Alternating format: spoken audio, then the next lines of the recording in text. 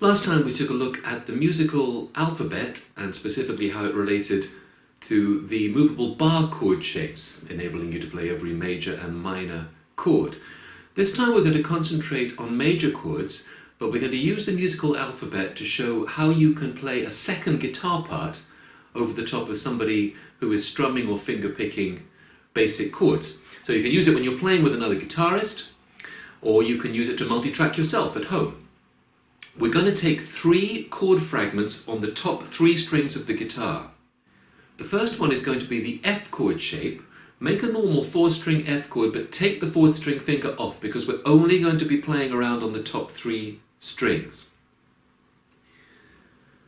Now notice that what you've got now is very important to see that as a fragment of what would have been an F chord, and to recognize that if we're playing it in the original first position, it is an F chord. Those top 3 strings are now playing an F chord.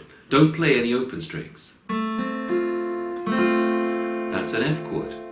Now using the musical alphabet, we can move it up 1 fret and it becomes a fragment of the chord of F sharp or G flat. And up 1 more, it's G and G sharp and A, and I won't keep going up the neck because we're now covering ground that we already covered in the last video. But it's very important to see that you can move this fragment around because all strings are being played. We're not trailing any open strings at all. Chord fragment number 2 that we can use for these purposes is the D chord. Again, the D chord has all used strings. There are no open strings in this. So the top 3 strings at the 2nd and 3rd frets make a D chord. If we played them 1 fret lower, we have the chord of C sharp. 1 fret higher, D sharp or E flat, just as long as we're only playing those top 3 strings. And E, and F sharp, and so on and so on.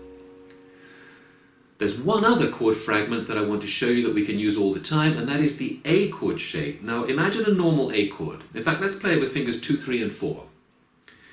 Now again, we're talking about the top 3 strings, so we can lose the 4th string. But now we have a problem because on strings 3 and 2 we're fretted. That's fine, but the 1st string is an open string. Now we can't move this 2-string fragment around the neck because we're trailing the open string. The open string stays on the note E all the time, and we want it to move with the rest of the chord. So what we have to do is bring it up with these 2 strings. So as this chord shape moved up, for example, to the 3rd fret, we must bring the open string up 1 fret as well and put the index finger on the 1st string 1st fret. 1st string 1st fret, 2nd and 3rd strings at the 3rd fret. That is now an A chord fragment. Can you see? That's very important that you see that. A chord fragment, but 1 fret higher. And we're bringing the open string up 1 fret. So what was A here becomes A sharp or B flat here. And B and C and C sharp and D and so on and so on. So 3 chord fragments that you can use to play melodic lines, little lead lines, little improvisations over the top of someone who's strumming ordinary chords. Let's take them one at a time. Let's start with this F chord shape. The example is going to have the chords of E, D, and A in it. So let's look at how we would use this shape to play the chords of E, D, and A. Now it's F at the 1st fret. Can you see that if we drop it down 1 fret, all fingers go down 1 fret, the index finger drops off the neck of the guitar, right? So we now have open 1st and 2nd strings and the 3rd string at the 1st fret. 3rd string 1st fret, open 1st and 2nd. Does it remind you of any particular chord? It's an E chord shape, of course, because F is actually the same chord shape as E, just 1 fret higher. We're only playing the top 3 strings, so we just have the 3rd string at the 1st fret. So E can be there, and it can also be 12 frets higher, because that always works on the guitar. 3rd string 13, and the 1st and 2nd strings at 12. That's an E chord. The next chord in the example that we're going to play is D, so bring this shape down 2 frets. This is your musical alphabet. E, down 1 fret is E flat, and down another fret is D. There we are playing D at frets 10 and 11. And the 3rd chord in the example that we're going to go through is an A chord, and A is at the 5th and 6th frets. Now I'm telling you what frets it's at only to save time, but if you can't figure out for yourself why A is at the 5th and 6th frets and D is at 10 and 11 and E is at 12 and 13, then go back and revisit the previous tips and tricks video. It's crucial that you know where those are if this lesson is going to be of any help to you. Okay, now we've got 3 chord fragments. If we just play the top 3 strings, we're playing E, D and A. Now, because we're playing lead parts, there's no particular pattern here. You don't have to play those notes in any particular order. You can mess around with the rhythm. You can use something I do a lot, slides between them. So you can slide in to, for example, the E chord generally from 2 frets below is always a good habit. So from 11 to 13, and then let the other strings drop in. The other finger drop in on the top 2 strings. Then you can pick out of that and slide down to D because it's very close. See, I'm just picking 1, 2, 3, 1, slide, 2, 3.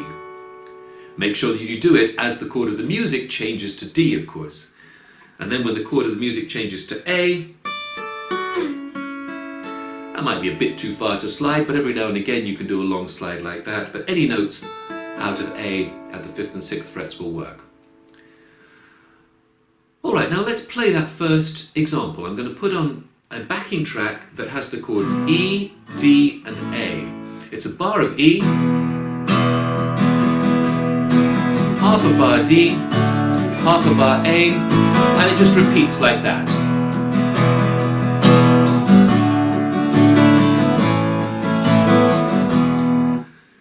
So we're going to play that sequence 4 times, and I'll give you an example of a kind of thing that we can do with those little tricks across the top. Let's see how that sounds.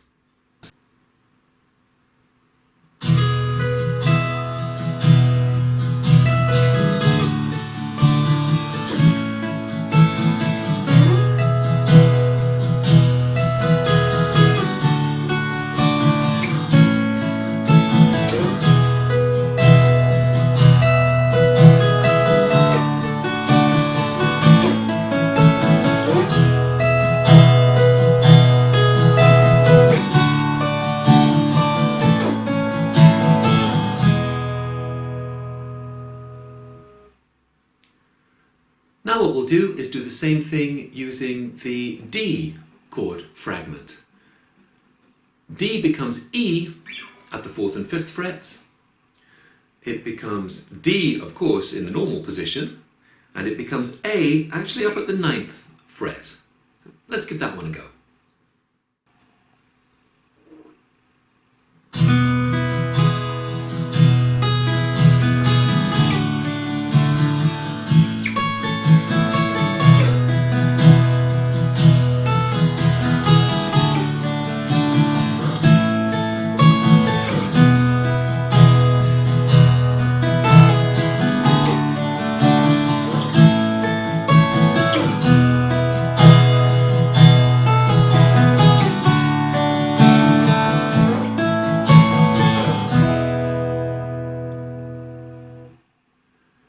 And the final chord fragment that we talked about was the A chord shape, where you bring the first string up 2 frets behind the pair of fingers. And whereabouts is E for this chord? E is at frets 7 and 9. First finger at 7 and the other 2 fingers at 9. That's E. D, of course, is consistently 2 frets lower than E, as we're beginning to learn. And A, of course, is the original shape that this came from. So you've either got the fragment of an A shape itself, down with the open first string, or you can play the same thing at 12 and 14. So let's finally play through the same track with that one.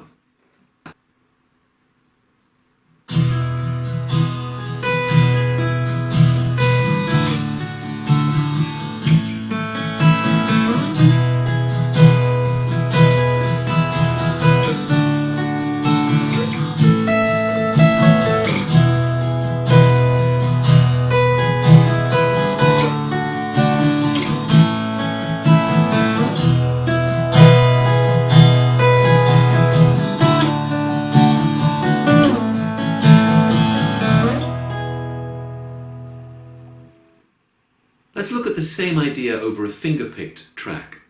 What we're going to do here is we're going to mix up these chord shapes. In the first example, we played either everything out of the D shape, everything out of the F shape, or everything out of the A shape. This time we're going to mix them up. And of course there's no rule about this. You can mix them up or you can play everything out of the same shape. But being able to mix them up, being able to know instinctively and instantly everywhere that this D shape becomes a chord and what chord it is, everywhere the F shape becomes a chord and what chord it is, and the A shape, really unlocks the keyboard for you when you're playing along with other guitarists. This next one then has the chord of A as the home chord. Let's play that as we did before, out of the D shape at the 9th fret. Then it goes to G. Now we saw with the E and D example that anywhere you go to the chord, the next chord below, you're just going to drop 2 frets. So we'll play the D one as well for the G chord at the 7th fret. Then it goes to D. Let's play D. I like often to play these fragments wherever the next most close one is to the one I've just played. So D could be the A shape at the 5th and 7th frets. And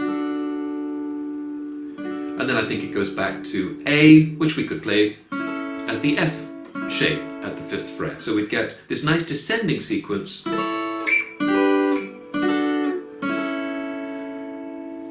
And because the main guitar part is finger picking, I'm going to choose not to pick individual notes here, but to strum these fragments with little stabs of rhythm. All of this is just whatever you feel like at the time. I think as this piece now goes to the second half of it, it adds an additional chord. We're going to go D to G, A to G to D, and I think it goes to F, which again, we're right here. We can play out of the D shape at the 5th and 6th frets, and then it drops to E, just 1 fret below, before going back to A, wherever you like to play A, or there. So all major chords, but some different examples here of how to use this. Let's see if we can mix and match these chord shapes as we go up and down the neck.